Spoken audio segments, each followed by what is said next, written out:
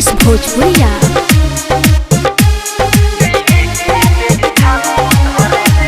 खलिया से जगावे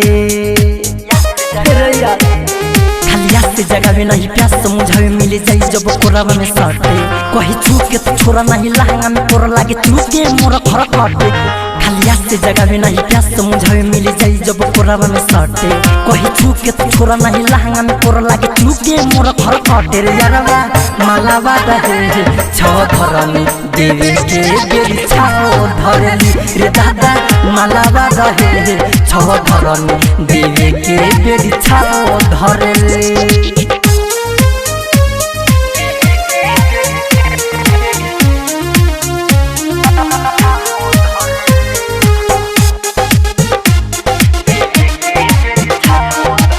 रिया films recording studio Delhi.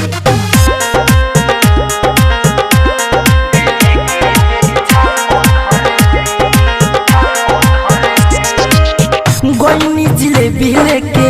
ओकरा से मिले खुशी से बामा हमर भीतर में हिले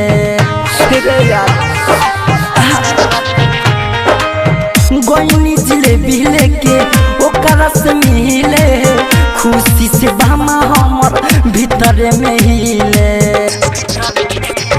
जब उठवा सपनियो के कोरावा में धनी मन खुश भइल खूबे चढ़ेला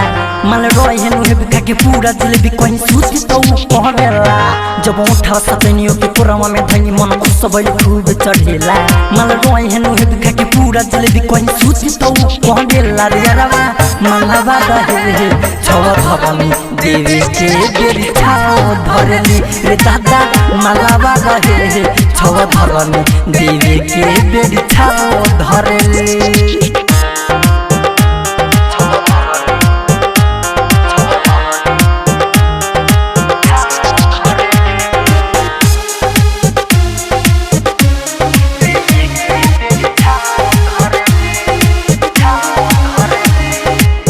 अंकित के लागे ना बुझे परसानी माल हमर फेर दिहले असरे पपानी अंकित के लागे ना बुझे परसानी माल हमर फेर दिहले असरे पपानी राइटर मिथली से संगे विजय विकेश रवि प्यार के झकेला कि जुलिया के सखी फंसा के हम झक विकास फेर में पर रहेला राइटर मिथली से संगे विजय विकेश रवि प्यार के झकेला कि जुलिया के सखी फंसा के हम झक विकास फेर में पर रहेला रे यारवा मालावा रहे छो धरनी देवी के बेरी छाओ धरली रे दादा मालावा रहे छो धरनी देवी के बेरी छाओ धरली खलिया से जगावे नहीं प्यास समझावे मिले जाई जब कोरावा में सटे कहीं छू के तो छोरा नहीं लहंगा में कोरा लागे चूके मोरा खर काटे रे यारवा मालावा रहे छो धरनी देवी के बेरी छाओ धरली रे दादा मालावा रहे छो धरनी देवी के बेरी छाओ धरली।